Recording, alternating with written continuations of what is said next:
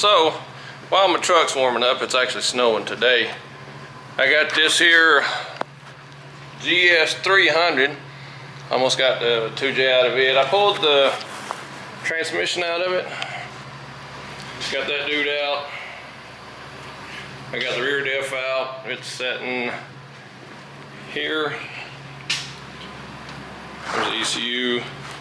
It had an air intake. I pulled a couple of the boxes out because I've got another GS300 outside. And I'm probably going to end up using this suspension because the one that I've got came with like aftermarket struts, and like it literally sits on the ground. Like you think sits on the ground like it's just lowered. No, this thing is, there's like the shocks are busted or come apart or something. But so I got to do something with that. So I'll probably pull all this suspension, the factory stuff, and put on it. And if you can see, where's my hand? Maybe this thing's ready to come out. So, whoa, it's like literally about ready to sit out. We'll come back, we'll get all the suspension out, get the motor set out, and once we do that, should be ready to just drag this thing onto the scrapyard and just be done with it, because I don't need anything off of it. But getting a couple of fuse boxes, I did get the engine harness will come out with that motor. The blue one, I don't really know what's wrong with it. It won't like actually engage the starter, like it don't get voltage and crank the starter. The security light's not on, everything's good there. I had a guy come check all that, and he's supposed to be Toyota's ace mechanic, you know, they're the guy that, he's the guy, you know. So I paid him a bunch of money, and he come down here and he couldn't figure it out. And when he couldn't figure it out, he worked all evening on it. And finally he was like, well, I'll come back and we'll spend a little more time trying to figure it out, yada, yada, yada. and he never, like, he wouldn't answer his phone, he wouldn't come back, he just like completely laid down and wouldn't come work on it anymore. So kind of hung me with it. So I just drug it out, parked it out here. It's got another 2J in it, a VVTi, and so I guess maybe we'll change some parts over from this one and see if we can't find it. I mean, because I hate to consider myself a parts changer, but on this one I have no clue. I really don't know.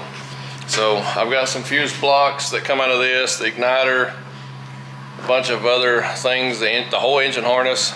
If I have to, I'll change the whole engine harness. And it might be the dash harness. It might be something behind the dash. It's just not, you know, connecting with the ignition switch. But I mean, he ran the thing and said the what you call it, the transponder was reading on the computer. So I really don't know. He acted like the key and the computer were in sync. It just wouldn't actually engage the starter. I don't know. So just got to figure out. I mean, even if I just have to put it on a push button, as long as the computer reads it, I would assume that would make it work. Even if I have to, like, just, you know, straight wire the starter itself to a source to where it's just push button, cranks over, and then it should run, I would think. I really don't know. But having this whole car, I'm gonna rob some of the parts off of it and see if I can't get that one halfway straightened out. And in my opinion, I almost wondered if it ain't the neutral safety switch, if it's that simple. But that guy, I mean, he's supposed to be the go-to guy. I really don't know. I have no clue. So, like I say, I'll change the fuse boxes, I'll change dash harness, I'll change everything if I have to. Because I mean, I've got the parts, I have another car, I have all the stuff. So if the ignition switch and the ECU are synced and they read each other, it's got to be in between those two things, you know. So that leaves everything, the harness, the fuses, the relays.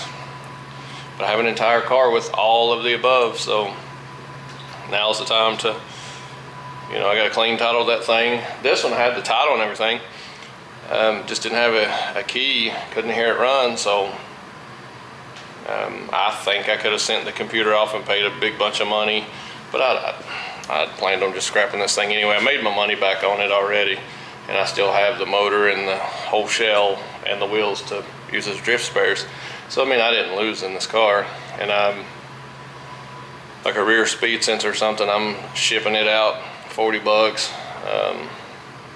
So I mean, I'm not gonna lose in it. And I've got some other people messaging about parts and stuff, so you know, I may even make a little bit. So, but I don't see any reason to not try to rob parts off of this shell and get this other one running and driving. That's a running driving GS300, and I have most of everything to, you know, just try to just maybe change parts. And now that I've been under this one and had a lot of time to fool with it, I know where a lot of things go now, because when I got that car, I hadn't really been under a 2J car, especially an automatic.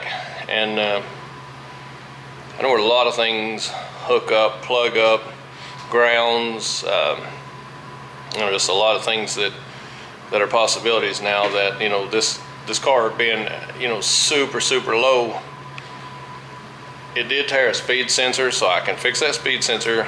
I've got one here, and if it just tore some wires loose, I can change the whole engine harness, you know, the main power to the starter, maybe, because it runs right on top of the below the motor, but it's on top of the steering rack. So I don't know, I might be able to figure it out. But either way, we're gonna call it a day. I've been kind of fooling with that. My son kind of hung out at the house today. They were out of school and he needed a break. He's been working and going to school, so I was okay with him taking a break, because I just kind of messed around with this thing today. Didn't do a ton. I did pulled the transmission last night, so I pulled the rear diff, the axles, and that sensor, pulled the back seats and stuff out, just kind of going through it and learning a little bit about it. And if I break something on this one, I'm not out anything, you know. It's it's just a scrap car, so it gives me an opportunity to learn a little bit about these cars, and I've learned quite a bit. So yeah, so far so good. But I'll get that other one in here after I figure out where I'm going with this, get it ready to scrap or whatever, and then I'll start on it and try to, you know, see if I can't keep moving forward on it and figure out why it won't crank. But either way, all right, I'm gonna go drive in the snow. All right, here we go. All right, hey everybody, welcome to the channel. All right, today we got to get some tires ready. We got to get the 240. I already got it loaded up. We got to fuel everything. Luckily, we didn't break the last trip and had a chance to work on some stuff. Well, I don't know if that's a good thing or a bad thing, but I've got transmissions out, wheels, motors. Got another one, pulling the motor out of it. Got to pull the transmission out of it. Pull the rear suspension out of both cars. I had the gold GS300 to 99, so all the parts will be interchangeable for these two. Well, some of the parts will actually fit the IS300. Well, kind of lucked out. There's like a $500 kit that's got adjustable upper control arms, front and back, and I guess you'd call it maybe the toe. It adjusts the toe in the rear on those. I don't know what it would be, stabilizer bar, tow bar, maybe, I don't know what you would actually call it, but it comes with that too. So this car, actually, if you can see the red stuff, this car actually has that. So it's got the whole kit on the back. It's got the rear uppers. There's the bar I'm talking about, the rear. That adjusts the toe in and out. Then we got for the camber, both sides. That one's been broke, so it's welded. You can actually see right here, somebody's put some weld on that thing. But we got both sides of that and both front uppers. I don't think you can use the diff or any of that stuff, but the diff on both of these is good. So that gives me two GS300 diffs. That gives me two 2JZ VVTi motors. We actually got this one to run. So I heard it run. I'm happy with it. I think it's a good motor. That one, I didn't hear it run, but it was hitting the front. It wasn't extreme. It just knocked the radiator lines loose. So I mean, the oil looked okay, I think. It's oily, like it's got oil leaks and stuff, but they didn't, when I went to get this car, they couldn't produce me a key, so I couldn't crank it and hear it run, so I don't know about that motor just yet.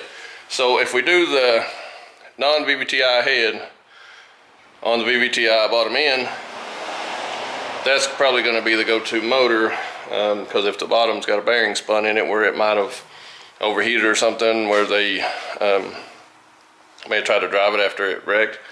But they said it dumped all the transmission fluid out and they tried to go and it wouldn't go. So the line going to the radiator was actually broke, so, and it dumped all the water out, so they said they couldn't drive it. So that doesn't mean they didn't sit there and let the motor burn up or something, but who's to say. But we know we got a good block. I think we got a good block crank. We'll have to get it out and see, but if the block's good, that's another 2J block. The VVTi head, that's perfect for the swap, to put the VVTi head on the non-VVTi bottom end. We got two of the A650 transmissions. There's this one, and there's one in the car. So I don't know if either one are good. We just have to, keep our fingers crossed. I don't really know how to check them without being able to run the cars. This one, we got it run just long enough. It actually cranked up about 3 or 4 times, but we couldn't keep it running. Well, it got to where it wouldn't start, and that was the problem I had with it. I couldn't get it to crank. I paid that guy a pile of money to come down. That was Lexus's go-to guy. He couldn't figure anything out. And I'll be honest, I don't know what I did either, but it cranked. It actually started. There ended up being a couple of bolts loose on the intake, and so it was sucking air, so the mass airflow wasn't reading correctly, so it wouldn't run. Didn't figure that out till later, but it quit cranking and I couldn't figure out why. Well, I pulled the main fuse box out and there's melted wires everywhere. And I thought, well, I can fix that. We'll just pull it all out, redo some of it. Got thinking about it. I don't even really want this car. I got it cheap enough. I can sell it, scrap it, junk it, sell some parts off of it, and then keep the motor. Because I heard the motor run. The motor's good. So that's a win the way I see it. Get rid of all the stuff we don't need, get it out of the way, get the 2J out, and we'll go from there. But I won't necessarily make any money, but I don't think I'll lose either. Well, I'll end up with a 2J in my hands and probably most of my money back, I think, with, you know, parting it out. And well, you got $500 worth of upgrades on suspension. Well, yeah, so it's a win. Then they all fit the IS300, so my son's getting all that. I just gave him everything that was on it because I didn't know that, you know, it was on it up until I started taking it off. And when I seen it on it, and he Googled it and see if it fit, and it will fit, supposedly.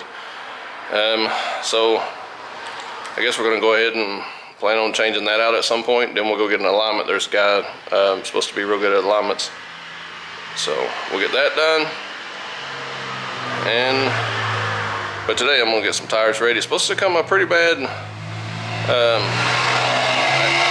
ice storm, I guess it is. So if it's up, and that's tomorrow sometime through the day, and it's an hour drive for us to the drift track. So if we get down there and it comes this ice storm and we're in it, I don't know how the rollback will do in this, you know, cold like that. So we may not go. We've been talking about it. I don't want to jeopardize wrecking my rollback or anything. You know, call me whatever you want, but it is what it is. That thing's, it's not the cheapest thing I ever bought. It's not the nicest thing, but it's not the cheapest thing. I still owe a little bit on it. So I don't want to crash it and tear it. My insurance pays off. I wouldn't want to do that, but so we're going to at least get prepared for it. Kind of watch the weather, play it by ear, see what the guy at the track's saying. If he's still going to be open, he may be closed. We may not have a choice. So that's where we're heading. That's the plan. Yeah. So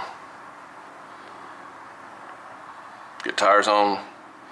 Get some kerosene in here in case it gets cold. Gotta find some food because I'm fat. And my battery's dead on my Ford, and both jump packs are dead, and I left the battery cables in my Dodge, and I can't crank the Ford. The Dodge is at the house, so I may go buy some battery cables just to crank the Ford. I can just take the rollback. It's a pain, but I will. But yeah, that's what we're working with. Again, if you need any GS300 parts, or I got some 350Z diffs piled in there. I got a bunch of stuff. I'm not gonna give it away. I'll sell it for a fair price, but I don't need it at the moment. Who's to say we don't end up with another 350Z down the road? The Miata, not Miata. Yeah, the Miata's gone. The RX8, I think the motor's just bad, low compression. I was wanting an RX8, or not really an RX8, but a rotary. Got a rotary, don't know that much about them. Maybe should have done my homework. And this thing, it might crank, it might not. But I think it's got low compression. I think we do have a mechanical problem. So this thing will be pushed out and we'll figure something out down the road then. So, all right, here we go. I'm feeling high.